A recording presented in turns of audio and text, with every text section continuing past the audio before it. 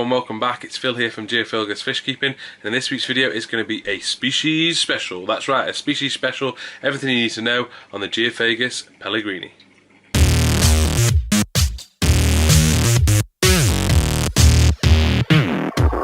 So a few videos back I mentioned that I used to keep Geophagus Pellegrini and I had a adult female.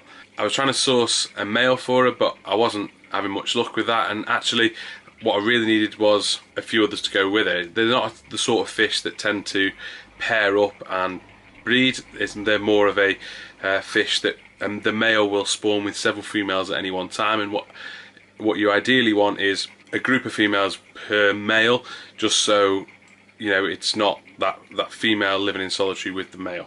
And as I mentioned, I wasn't having much luck in sourcing this, so what I decided to do was move on my female Pellegrini and in exchange get 6 juveniles. So it's the juveniles that are in the tank behind me, and in most of the footage that I'm going to show in this video is going to be these juveniles, but I will be talking about how to care for them, how to raise them, how to breed them, how to care for them. As I said in the intro, everything you need to know about them. I will also show you some pictures of some adult Pellegrini as well, just so you get an idea of what they'll look like and the colours and what amazing fish they can be. Let's get into it. Here's how to care for them. Okay, so the Geophagus Pellegrini, otherwise known as the yellow hump earth-eater, is a South American cichlid that is generally found in the river basins of Colombia. It's often confused with and very closely related to the red hump earth-eater, the Geophagus steindeckneri, or the Geophagus hondi, but these are two different Geophagus. As the name suggests, the Geophagus Pellegrini is an earth-eater. That's the translation of Geophagus, so therefore any aquarium that it's in should have a soft sandy substrate that they can sift through. This is what they do. Their natural behaviour is to sift through the substrate, taking mouthfuls of it up and sifting through it, discarding of particles that aren't food. In terms of the diet, they are an omnivore, so they will eat flake and pellets, but they particularly also like bloodworm and brine shrimp and that sort of diet as well. They are generally open to most food sources. In terms of difference in gender, with these ones in front of you, we can't tell the difference at this stage. They're too young. They all look very similar. What will start to happen is potentially the males will grow slightly quicker than the females, or will be of a larger size than the females. And this kind of goes through to adulthood as well. When fully grown adults, the males are larger, sometimes as much as 2 inches larger, but also they're a lot more colourful, as per usual in terms of the fish keeping hobby. In the fish world, the males are generally more colourful. They'll also develop a hump on the head, the males will. And so all of these signs you'll be able to tell them apart from the females. And they're generally quite easy to sex, really, in terms of which are males, which are females, once they are of adult maturity. In terms of actually breeding these, they are a maternal mouth brooder, meaning that the mother will take the eggs into the mouth. It'll take about 12 days for them to hatch.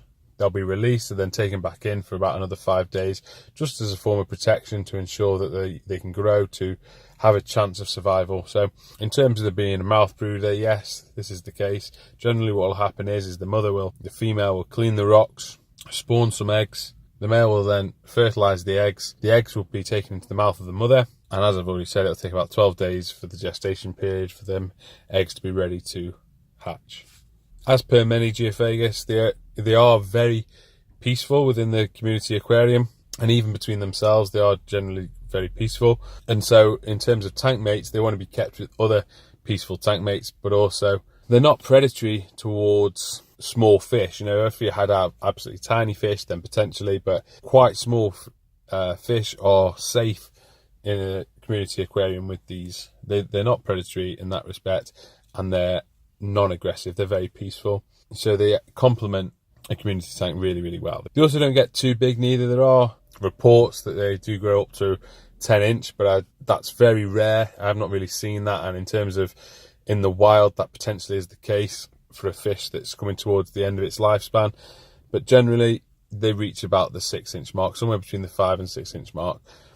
And talking of lifespan, they do tend to last anywhere from 10 to 15 years, so they are a fish that lasts a long time. And obviously they're such a great fish, an underrated fish as well.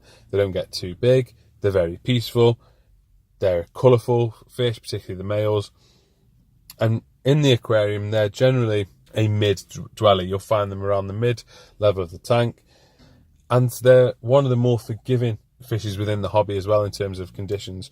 Obviously they need adequately clean water, but in terms of temperature you've got a range of around 23 to 29 degrees Celsius. The pH can also range from about 6 to 8, and they don't demand particularly hardy water and what have you, so they're really flexible fish.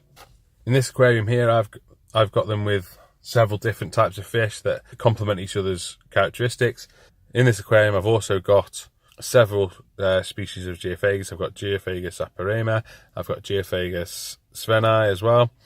I've got a couple of bristlenose plecos, I've got an L200 pleco, I've got an L75 parapleco, along with a Peruvian knife fish.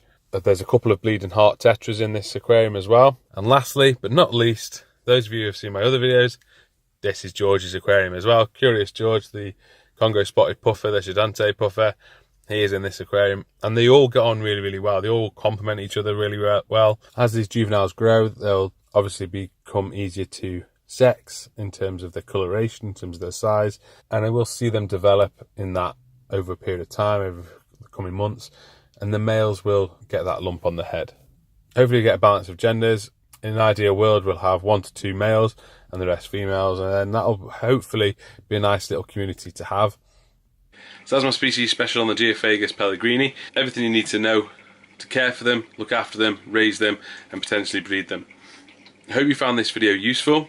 If so, please make sure you give it a like. And if you want to see how these juveniles progress and how they mature and what mix of genders that I have, please make sure that you subscribe if you're not a subscriber already, and I'll show you these develop over the coming weeks, months, and hopefully years. I look forward to seeing you in the next video. Take care, and I'll see you again soon.